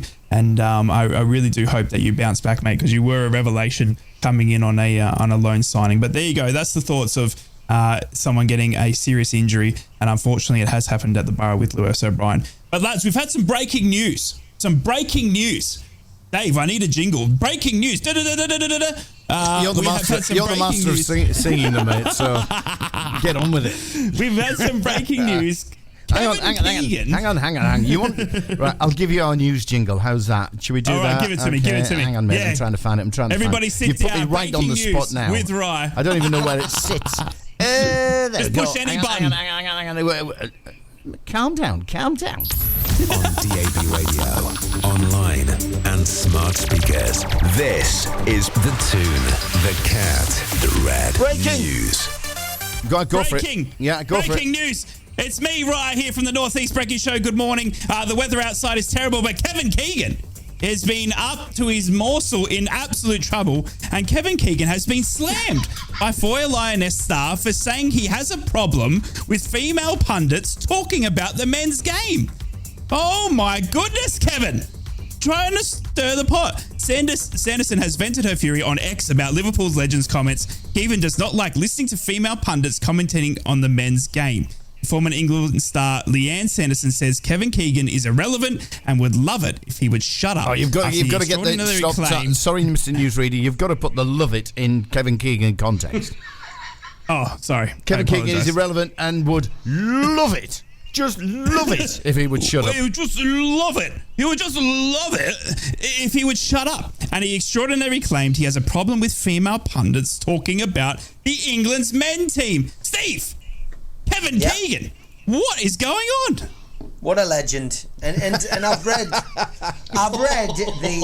the comments on Twitter, right? Of course, which is the go-to for anybody who's completely forget this X nonsense. Exactly. Yeah, but I'm not being funny. A lot of people are in support of what Kevin is saying because, again, as every good media story is, it's taken completely out of context and thrown into a woke frenzy now. He was at a talk in Bristol. 250 plus people there, and he was asked a question, and it was a question about female pundits and commentators, and he basically said, I'm not as keen, I've got to be honest. He says it might not be a shared view. He says, but I don't like to listen to ladies talking about the England men's team at the match because I don't think it's the same experience. And he wasn't saying that he didn't want women commentating on football, but I think it's something which a lot of people agree with. And I've seen that on social media. I think a lot of people are looking at it and going, well, actually what he's saying is, how can somebody such as Jill Scott, for example, sit on a panel watch an England men's team and give an opinion about what it's like to play in the men's game, the men's team. I think that's what he was trying to say. I don't think he was trying to say that women shouldn't be commentating on football, which is the way that the article comes across, and this kind of let's all have a go at Kevin Keegan. I think that's what he was trying to say, and I think some people would agree that ultimately, when you're sitting watching Match of the Day, or you're sitting watching, Sky or TNT or whatever, then as a football fan, listening to what Alan Shearer or Kevin Phillips or Bernie Slaven's got to say about Newcastle, Sunderland or Middlesbrough is something we're used to. But what we seem to be going down the route of in this country now is what they've been doing in Italy for the last decade, maybe it's a bit longer, which is jazzing it up a little bit by having a female presenter on. I've seen some of these female presenters, and that's not woke. What they're trying to do in some of these other countries by, putting women, into the studio, and for want of a better expression, they're putting themselves out there, shall we say, and it's trying to attract more viewers. Well, what they're doing in this country now is because of this, and I'm over the moon to see women's football take off the way it has. They're now trying to go down a different avenue in this country where we're trying to accommodate the successful women footballers onto panels. It's met a bit of a frosty reception, I think, from people who don't like change. For me, I'm not bothered. Whether it's whether it's Jill Scott or whether it's Alan Shearer sitting talking about a game of football, because I use what's called the mute button on my control, and I tend not to listen to what these so-called experts have got to say. That's when I go and get a tinny out of the fridge, right? Or that's when I go and flick the switch on the kettle. And whatever I'm doing, if I'm sitting watching football in the house, the last thing I want to do is listen to so-called experts giving their opinion. I've got my own opinion. I watch the game. I have to listen to the commentators and the commentary, but I'm not really interested in what the pundits say, and that's when I tend to depart the room and go and do something less boring instead. So for me, it doesn't affect me, but this really is something which is probably going to run and Sanderson coming out and having a pop at Kevin. I've seen a few things in the last couple of weeks where former female footballers have come out and said some rather bizarre things, and I think this is becoming a battle of the sexes, and I think the media are whipping this up into something that it's not, and I think that men in the industry maybe have to tread a little bit more carefully, because they could end up finding themselves in a bit of hot water over this, because at the moment we are still knee deep in a woke society, and anybody who says anything negative about this will find out that at their cost, and find out at their peril. They'll probably end up with a P45. My go-to pundits in this day and age, I've got to be honest, are Roy Keane, which I know a lot of Newcastle fans do like, despite his affiliation with Manchester United and Sunderland, of course. I think he speaks a lot of sense. I think he tells it how it is, and I do like him. And I do like Gary Neville. I like the Gary Neville-Carragher combo. I'm not so keen on this Micah Richards-Carragher thing. I think it's silly. I think it's, but that obviously is getting the ratings, and they seem to be pairing those two up a lot more. But I do like Gary Neville and Carragher. I think both of them speak a lot of sense at times. But yeah, they're me go-to. I'm not a fan of Shearer's punditry. I watch Match of the Day. I think he does an okay job on there, but he's not my go-to. If I had to go and listen to somebody talking about football, on a commentary, I would listen to Gary Neville, Roy Keane, and Jamie Carragher. I do enjoy that combo, but I think it's a much ado about nothing, lads. I'm not sure how you feel about all of this. I think well, Ted, we saw Gary Neville and Jill Scott obviously swapping Twitter/X accounts just recently as well, where they put out their obvious views and thoughts and wanted to get a reaction, but obviously it was Jill handling Gary's account and Gary handling Jill's account. But it seems to be all up in the news at the moment, Dave. Yeah, it is. I mean, I saw that. That was a brilliant piece of social media video, swapping the social media accounts over and then posting and seeing what reaction they got from the was going to say the Twitterverse, the social media verse, but let's not beat around the bush here. The reason why this is all being discussed, the reason why this is all happening, is there are media executives out there who are trying to force women into positions in football. That's what they're trying to do, whether it's through choice, whether it's through the wokeist society pressure that we're currently under.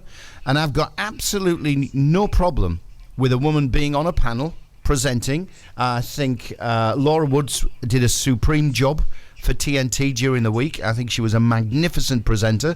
She gets it. I know Kelly Cates very well from the time we worked together at Sky.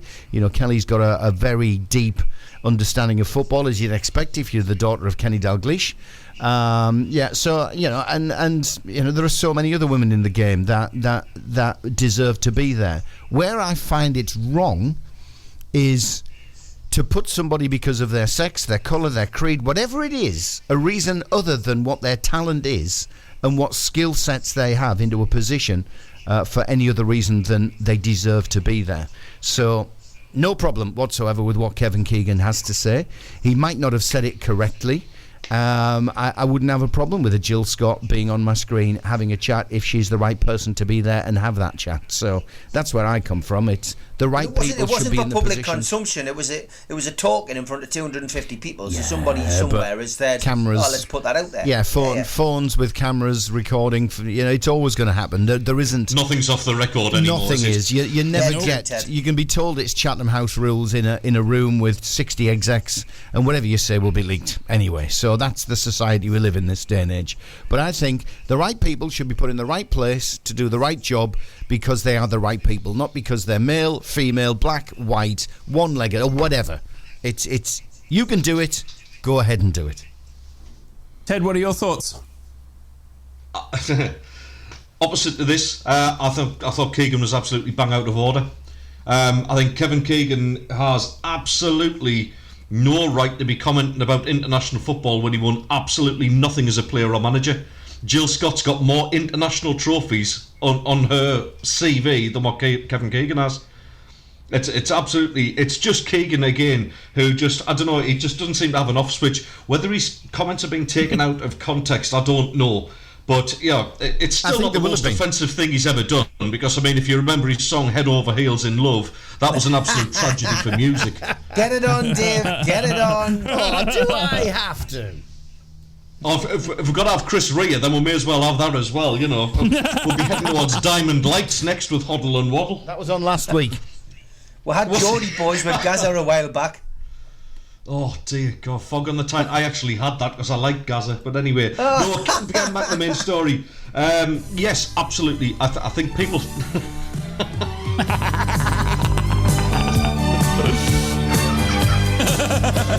Get your lighters in the air, lads. Come on, get the phone cameras on. Oh, this is that's what time can do. Baby, you mean everything to me. Yeah, that's enough.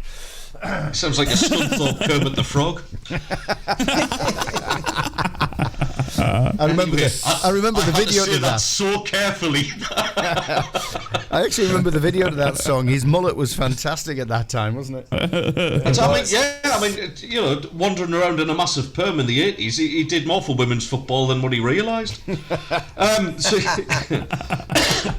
I think the likes of Jill Scott, certainly, I mean, yeah, I'm going to play the Mackem card. Excuse me. Yeah, I'm going to support Jill Scott because obviously, yeah, she's a Sunderland girl and all that. But, you know, at the end of the day, she won an England trophy, an international trophy. She deserves a bit of credibility. She knows what she's talking about. I enjoy listening to what she's got to say. But it does come back to the whole thing. Yeah, Dave, you're absolutely 100% bang on.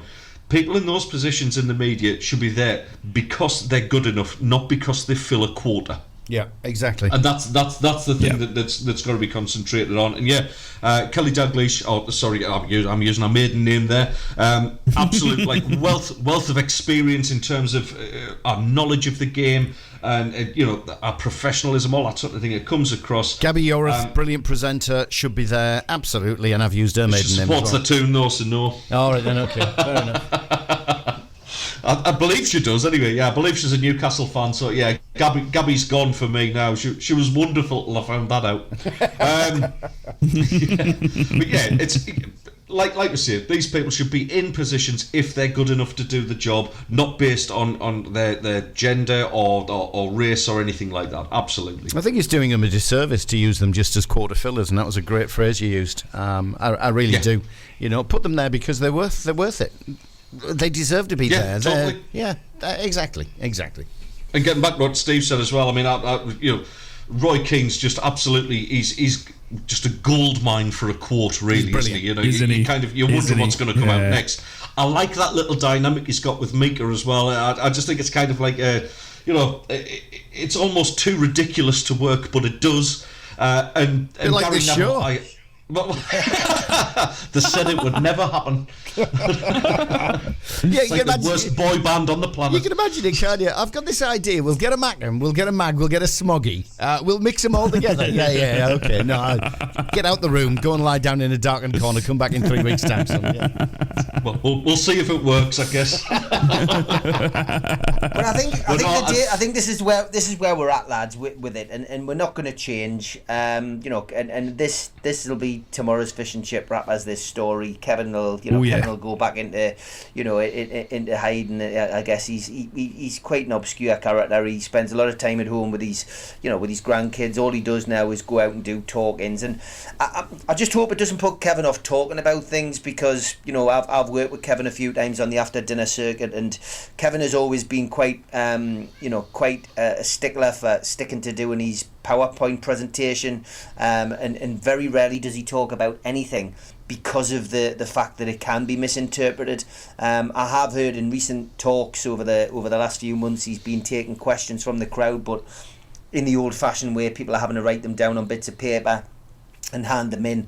So I am a bit confused as to how this particular issue has been taken on board. Kevin, and maybe Kevin has answered the question to the best of his ability, but that's why I think it's been completely misconstrued and misrepresented, because he is somebody who is very, very careful about his image and very careful about getting involved in any controversy.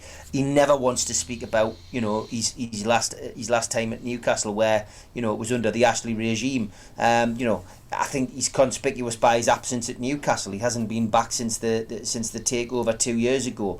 Been back once maybe for a game, but hasn't gone and done any high profile work with a football club. So he is very, very image protected, and I feel a bit sorry for him, because I think he's been stitched up here a little bit, and I think he's been chucked into the middle of a maelstrom of something which doesn't involve him or female strom.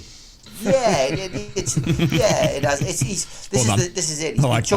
He's been chucked into something which I think's a bit unfair on him. You know what I mean? Yeah. If he'd gone out on TV and said something which was wrong, then that's a different kettle of fish. But this one will blow over for him. He'll have learned something from it, I'm sure. But I still think he sticks by his principles. And like I say, I've been looking at the social media posts by a lot of people, and there's a lot of people agreeing with what he said. So there is a split. There is something which I guess TV companies will learn from and they'll move forward from. But it's a storm in a teacup for me. I think it'll blow over. Well, look, fellas, go on, Steve. I was just going to say we've got to look ahead to the big game now. Well, that's exactly what I was going to say. It's 8:48, which means we've got about 10 minutes left, because we like to go out in a bit of a tune, and we haven't really mentioned what's happening tomorrow at the Stade de Loom. So we've got some audio from the guys, the managers. Shall we kick that in and see what they've got to say about it? See whether they agree or disagree, whether it's a derby or not. Let's hear from them. All right, we'll do Moggers at home. This is what Moggers had to say in the build-up, courtesy of SAFC.com. Clear at Middlesbrough have won 3 on the bounce. I think they, after 7 without a win, they have turned the corner, and 3 on the bounce, as I've talked last week, is really, really tough to win back-to-back games, never mind 3 on the bounce. And so they'll come here probably the best version of themselves, pretty confident, and we have to be ready. Again, it's got a really short turnaround for us. They've obviously had an extra night, an extra day to prepare for this game, and we'll do our game prep on Friday, and then Saturday morning at 12 we'll be ready to go again. So Moggers sounds like he's already in the zone, looking ahead to the game. How about Michael Carrick? Yeah, they're playing very well. Had a really good start to the season. Got a young team, but from their point of view, an exciting, a lot of talent there, and Tony's done a terrific job in moulding them together. So yeah, a really good game for us. Exciting game. The type of game you want to be involved in and test yourself. The boys will be looking forward to it. The supporters will be looking forward to it. And yeah, let's hope for a good game and a good performance from us. Give us a chance of getting the right result. So the full press conference for Michael Carrick available on mfc.co.uk. So fellas, the two gaffers obviously are not rising to the bit, though they did talk about the derby sort of atmosphere and what to expect in the intensity and how it's a bit of a different game to the norm. But go on, we've got him on. Ted, where's your thoughts? This one's going to go 12:30 kickoff tomorrow. Yeah, absolutely. Well, a little bit later for me. It's going to be a 2:30 kickoff, and I'll be happily recovered from a night out in Ayia at that point. But yeah, the match itself, it's a weird one, isn't it? Because both teams in really, really good form. They're scoring goals again. So basically, you're starting to think, oh, it could be a really exciting game. It's probably going to end 0-0. I am actually going to go. I'm going to go for a draw. Neither team has actually drawn a game for ages. I think probably a score draw, so I'll stick my hat on a 2-2. All joking aside, whether you think it's a derby or not, I've referred to it as a derbish. Yeah, it's going to be a cracking game, isn't it? The stadium light's going to be absolutely bouncing. All 30 Middlesbrough fans will come up and make a little bit of a noise as well, with their Geiger counters and hazmat suits on. Gotta love them.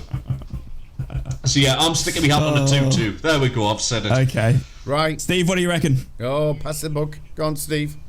I want to finish off strong. Well, yeah, look, I genuinely see this a bit tighter. I've been looking at the stats, looking at the results. Obviously, we've been talking about Middlesbrough and Sunderland on this show for the last 6 or 7 weeks, so I'm getting to know both teams a little bit more now. It's 4th against 17th, and that is misleading at the moment because, as Ted said, Borough have found a bit of form. Mugger said the same on his interview there. Borough have found a little bit of form. The bookmakers are always a good, a good guide really as to how this is going to pan out. The draw's 5-2. Home side's 11-8, and away win is 15-8. It is tight, this, lads. It is tight, and both teams going into the game on form. I was looking at this and thinking Borough could probably snatch it. If there's going to be a team that's going to win it, I think it's going to be Borough. Ooh. Because this has got the hallmarks of a draw. I think it is going to be a draw, but I think if a team's going to nick it, it's going to be Borough. I think this has got the hallmarks of a Sunderland freezing in the spotlight again, like they did against Cardiff. I think Carrick's going to go with a different game plan. I can't see past a draw, lads. I am going to see a 1-1 for the game at the weekend. I've got a feeling it's going to be a draw. But if there's a team going to nick it, Borough's going to nick it. I think that's the very like Steve, because our home form isn't anywhere near as good as our away form, and that is my genuine concern about this game. So yeah, I know what you mean. You seem to struggle when you have a team come and frustrate you, which is what Cardiff did. Cardiff started time wasting on 5 minutes, so that didn't help. Well, that's what they did, yeah. But we're not going to do that. We're going to do a Southampton. We're going to try and. They did it against us as well, didn't they? Absolutely. I'm going 5-0. I'm going to go 1-1, lads. I'm going to go 1-1. I think it's going to be a typical derby game. I think there's going to be a few challenges going in, but I'm going to. That's my prediction. I'm going to go 1-1. Well, I think for me, and I will keep it short because we want to hear obviously about West Ham, the lads' thoughts about West Ham, Newcastle as well. But this is a big game for Middlesbrough. We're talking about Carrick and the team clicking. Borough, are they back? Have we turned a corner? We've got an international break to come. Carrick's going to have what we thought was a set standard squad is now boosted by the likes of Emmanuel Latte-Lath, Engel down the left back. All those players that went on and had a fantastic performance against Cardiff are now put their hand up for selection against Sunderland, and it just boosts Carrick's team selection come Saturday, and I'm very excited to see who he goes in and selects. And I think we're going to be up for the fight. I think we're going to be buoyed with confidence. I think we've got Emmanuel Latte-Lath or Josh Coburn to choose from up front. I still think our defense is a worry, but I expect Lenihan to come back. Obviously, he's been out ill, and I think he'll slot back into that centre back. I think Seny Dieng has been an absolute signing of the summer in terms of that goalkeeping and shoring up He is absolutely hitting some red hot form. So I think it's going to take a bit to beat him. I'm going for the Borough 3-1. Why? Because I love the Borough and I'm that confident. And I think Moggers. Oh, it's past your bedtime. He's got a few chocolates too many this time, and he's going to be looking for goals from everywhere, and he's not going to get one. Okay, he'll get one through Jack Clark because that kid's just a superstar. But apart from that, I think Middlesbrough are going to be able to just continue this red hot form. I expect Carrick to just keep getting us climbing up that table. For me, Sunderland in 4th. They're comfortable. We're Middlesbrough. We're fighting tooth and nail to get back up that table, and I just expect Borough to continue on their red hot form and take it to the Mackems in before an international break. And Riley McGree's going to have a fantastic game. You're not ready for him, Ted. You're not ready for him. The Aussie superstar is going to get a couple of goals once against. So I'm going for 3-1 to the Borough. And that is all we need to focus on is 3-1 to the Borough on a derby game. Sorry, Ted. And on to Newcastle West Ham before we run out of time. Don't I get a say? Okay, Dave. Doesn't Daz get a say? I thought you had. I thought you had. Please, lads, get on my bandwagon. Daz. Good morning. Riley McGree's going to score, right? Morning. Hat-trick? Well, I think it'll be a really tight game. I agree with Steve. And I think no, hang on. But I think there will be goals in it. I think there will be goals both sides. But I see Borough coming out 3-2. I'm going for a 3-2. Yes, Daz. And can I just say... the smell of delusion is wafting across the Mediterranean. Can I just say, despite that, a warm welcome to Ted this morning. It is refreshing to have a Mackem on the show who can read. So welcome, Ted. Thank you very much. Took us a while to find one, like. He had the thank you very much written in front of him. Yeah. Go on, Dave. That's true. Heart versus Head. Heart obviously wants a 2-0 Borough victory, but we're not going to get that. Head tells me we're going to struggle. I don't want to say we're going to lose, so I won't. I'm going to go for that 0-0 that was mentioned earlier. Wow. Okay. Interesting. Some tough predictions from the lads. And we have to get into Newcastle West Ham because they are obviously going to be a big clash against there. We've got West Ham coming off Europa big wins. We've obviously got Newcastle coming off Champions League. West Ham have a shorter break, just like Sunderland. Steve, we'll start with you. They are the Toon. They are your army. Are you going to get the job done over West Ham? Yeah, squad rotation is going to come into play again. Hopefully Callum Wilson will have made the squad this week. We'll find out from Eddie Howe in about an hour's time at the press conference. Joe Linton has had a little bit extra time to recover as well. So Anthony Gordon misses out because of his yellow cards, as I mentioned in the news headlines. So I'm going to see Joe Linton coming in for Gordon. I think Isak will be rested and Callum Wilson will start up front to continue his good run. Newcastle United will not keep a clean sheet, I don't think, this weekend, but I think they'll run out 2-1 winners. 2-1. Okay. All right, I'll go next. I'm expecting the Toon to actually walk over West Ham. I think West Ham are coming off a shorter break. I think they're obviously a tough squad in the midfield, but I don't think their defense is ready for Anthony Gordon. Anthony Gordon is just insanely he's not playing at the moment. He's not playing. He's suspended. Okay, well then Newcastle are going to lose 8-0. No, I'm kidding. Okay, so no Gordon. That's interesting. I still think you're going to get the job done, but I think it's going to be a bit tighter then. I think I'm going to go for a 2-1 victory to Newcastle, and my man of the match is going to be Dan Burn, because Dan Burn is a freak. He honestly, the way he played against PSG was incredible, and if they've got Fabian Schär and all those likes going around, and even Almiron, I still think you look at their squad and you go, okay, you take Gordon out of that. Who comes in? It's incredible what depth they've got, and you got Livramento still in there, and it's just wild. And I just don't think West Ham. I just think Newcastle have just absolutely clicked. And I'm going for a Newcastle win. I honestly would like to go more, but I'm going to say 2-1 to be safe. Ted, Newcastle. If you'd asked me before the PSG game, I would have fancied West Ham to sneak it, especially with the injuries and things like that. But somebody who's not getting a big mention, I think, unless you've obviously gone through it yesterday, I was actually really impressed with Lascelles. Somebody who hasn't played an awful lot lately, and to step into quite a sizable gap, I guess, not just in physicality, but in terms of stature in the starting lineup. I thought Lascelles did very well, so I actually think the Geordies might just have enough to prevent a defeat. I don't want them to win. It's one of those heart versus head things, isn't it? I hate saying it with every fibre in me. But I do fancy the Geordies will probably sneak it. So I'm going to go 2-1. We just want to score off you, Darren, because we're out of time. Yeah, 2-0 for me for the Toon. Ooh. 2-0 for the Toon. 1-1 draw for me. I think I just got a feeling West Ham will put up a decent display. Newcastle are flying, but I think they'll cancel each other out, so I'm going for a 1-1. Okay. Wow. Interesting. Fellas, well, that's the week done, ladies and gentlemen. That Ted, is thank you. Northeast. Thank you, boys. Enjoy the weekend. Thank you coming. Plenty more. Looking forward to Monday. We're going to have a big show next week. Obviously, international break. Looking forward to it, lads. What a great week it's been. Starting off with a curry and finishing off with a bang. Right. Be quiet. We've run out of time. I'm sorry. All right. Done. See you. Bye. I'm done. From Yarm to Yibby, Harrington to Horsley Hill, Swarwell to Silverlink, Steve and Rye, the Northeast Footy Breakfast. Right across the Northeast, the red, the two.